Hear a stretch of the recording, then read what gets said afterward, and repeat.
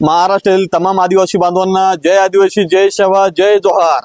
आज आपण बघतोय महाराष्ट्र राज्यातील 13 जिल्ह्यातील 17 संवर्गातील आदिवासी पेसा पदभरतीसाठी नाशिक येथे आज 26 दिवस झाले आदिवासी तरुणांचं आंदोलन चालू आहे। त्या आंदोलनाला आदिवासी नेते जे.पी. गावित साहेब, चिंतामण गावित साहेब आणि भास्कर गावित साहेब यांनी अन्न पाणी सोडून आमरण उपोषण चालू केले। त्यामुळे त्या आंदोलनात सहभागी होण्यासाठी, आपलं पेसाचं आंदोलन सक्सेस करण्यासाठी, यशस्वी करण्यासाठी, त्यामुळे या मनुवादी जातीवादी जे आदिवासी खरं शत्रू आहेत, जे सुस्ताडासारखं झोपलेले हे मिंदेपासून अजित दादा आहे, यांना जागे करण्यासाठी आणि आपल्या आदिवासी समाजाचे जेवढे आमदार आहेत सगळ्यांना, झोपलेल्या आमदारांना जागे करण्यासाठी आणि पेसा कायद्याला न्याय मिळवून घेण्यासाठी आणि आदिवासी जमातीमध्ये घुसखोरी केलेल्या बोगसांना हाकलून लावण्यासाठी सगळ्या आदिवासी बांधवांनी दिनांक 28 ऑगस्ट 2024 रोजी बुधवार आदिवासी आयुक्त कार्यालयावरती राज्यभर, राज्यस्तरीय सगळ्या राज्यातील आदिवासी बांधवांनी, सरपंचांनी, कार्यकर्त्यांनी, तरुणांनी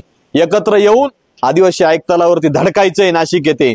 त्यामुळे सगळ्या आदिवासी बांधवांनी आपल्या गावातील, जिल्ह्यातील, तालुक्यातील, आपल्या भागातील सगळ्या आदिवासी बांधवांना आवाहन करा की दिनांक 28 ऑगस्ट रोजी सगळ्या महाराष्ट्रातील आदिवासी बांधवांनी आदिवासी आयुक्तालयावरती लाखोच्या संख्येने धडकायचंय आणि त्या दिवशी माझा आदिवासी बांधव लाखोच्या संख्येने उपस्थित राहायला पाहिजे। तरच आपण या मनुवादी जातीवादी हुकुमशाही मिंदे सरकारकडून न्याय मिळवून घेऊ आणि तरच आपल्या मुलांना पेसाची भरतीला न्याय मिळेल, अन्यथा मिळणार नाही। त्यामुळे चला, मी स्वतः येतोय आंदोलनात सहभागी होण्यासाठी, तुम्ही स्वतः लाखोच्या संख्येने सहभागी व्हा। जय आदिवासी, जय सेवा, जय जोहार।